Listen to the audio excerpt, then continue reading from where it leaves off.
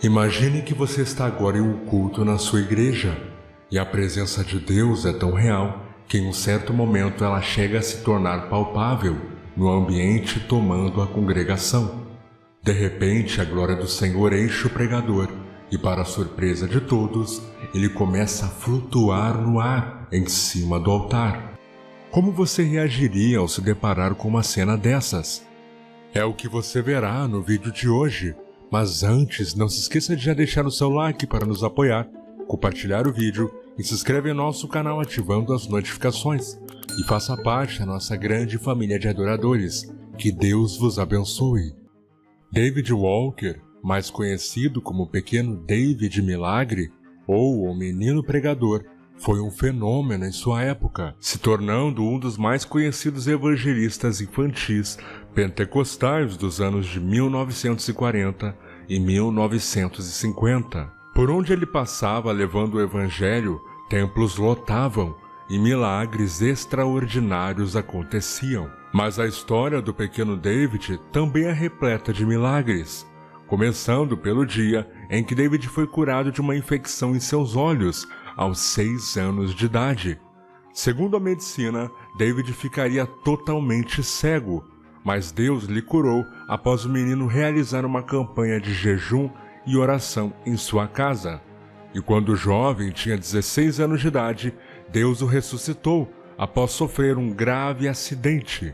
Em sua biografia, ele conta que por onde pregava, muitas pessoas lhe ofereciam dinheiro, chegando a jogar em dólares aos seus pés, mas ele sempre se recusava a aceitar qualquer tipo de oferta, pois segundo David, ele não queria que os fiéis pensassem que lhe dando dinheiro poderiam salvar as suas almas, mas ao invés disso, ele pedia para que as pessoas entregassem seus corações ao Senhor Jesus Cristo. Antes de se tornar pregador do Evangelho aos 9 anos de idade, ele afirmou ter passado 5 horas no céu após ser arrebatado em espírito e contou o que viu. Confira o relato. Após o breve culto, o pastor fez um convite para todas as almas que desejassem ser cheias do Espírito Santo, pedindo-lhes que viessem ao altar para orarem. Um dos meus colegas da escola dominical, chamado Leon, perguntou-me se eu poderia ir com ele ao altar.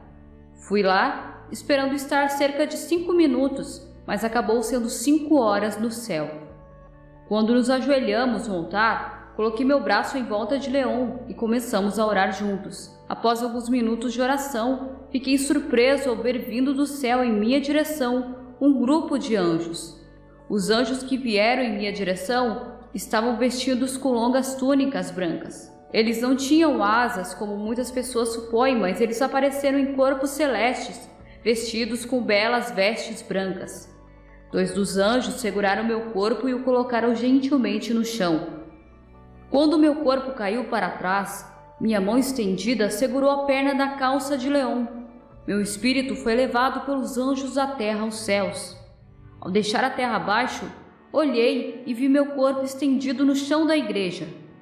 Logo, fui conduzido por anjos para aquele país celestial que Deus preparou para os seus.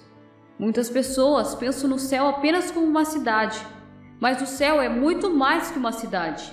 O livro de Hebreus fala do céu como um país. Ao entrar no céu, meu espírito assumiu um corpo celestial, um corpo como o que os santos de Deus terão na ressurreição. Esse será um corpo moldado como o próprio corpo glorioso de Cristo. Enquanto eu corria pelo espaço de mãos dadas com os anjos, cantávamos canções celestiais como eu nunca tinha ouvido antes. Ao nosso redor parecia girar um canto invisível, um coro celestial. O ar estava cheio de música. Tudo era harmonia e melodia. Os céus foram banhados pela luz mais linda que os meus olhos já viram. Era como jaspe brilhando ao sol. Não havia sol no céu. Não havia luzes de rua naquele país celestial. E, no entanto, havia uma luz gloriosa ao nosso redor. Então, enquanto me perguntava de onde tinha vindo toda essa bela luz, Deus trouxe à minha mente as palavras de Apocalipse, capítulo 21, versículo 23. E a cidade não precisava do sol nem da lua para nela brilhar, pois a glória de Deus a iluminou. e o Cordeiro é a sua luz. Enquanto eu olhava para as belezas e maravilhas do céu, olhei até onde eu podia ver, à minha frente, depois para a direita, para a esquerda e atrás de mim, mas em nenhum lugar pude ver o fim do céu. Muitas pessoas na Terra têm uma concepção do céu como sendo apenas uma pequena cidade feita para um grupo. Mas o céu é um vasto país, como diz em Apocalipse, capítulo 5, versículo 11. E olhei e ouvi a voz de muitos anjos ao redor do trono, das bestas e dos anciãos. E era o número deles, milhões de milhões e milhares de milhares. De mãos dadas com os anjos, corri em direção àquela bela cidade cantando enquanto íamos. Muitas pessoas me pediram para cantar para eles as canções que eu cantei com os anjos. Mas eu não posso cantá-las aqui na terra. Não os aprendi nessa terra. Elas nunca foram escritas em nossos livros de hinos. Eu nunca as ouvi serem cantadas em qualquer igreja.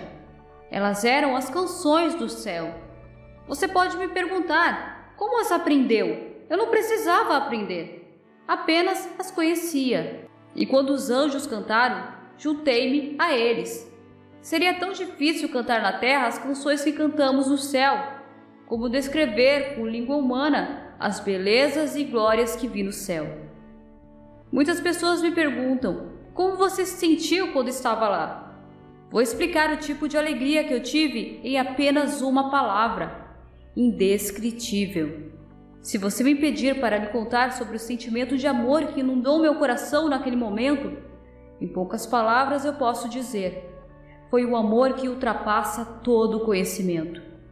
Se você me perguntar que paz havia em meu coração e em minha mente, eu lhe respondo que tive uma paz que excede todo o entendimento. Enquanto eu cantava com os anjos e contemplava as maravilhas do céu, de repente uma luz brilhante apareceu diante dos meus olhos. Foi a luz mais brilhante que eu já vi. E imediatamente os céus, a terra, os anjos, todos desapareceram. E fui envolto na presença de uma glória indizível. Enquanto permanecia ali tenso e imóvel, esperando que algo acontecesse, pensei em minha mente: gostaria de poder ficar para sempre neste lugar celestial, da glória da Shekinah. E uma voz então falou. Foi a voz mais maravilhosa que meus ouvidos já ouviram. Era uma voz cheia de amor, misericórdia, compaixão e caridade. Era uma voz que expressava bondade, mansidão e compreensão. Era a voz de Jesus, o Filho de Deus. Jesus chamou meu nome e disse: David, eu conheço o desejo do seu coração.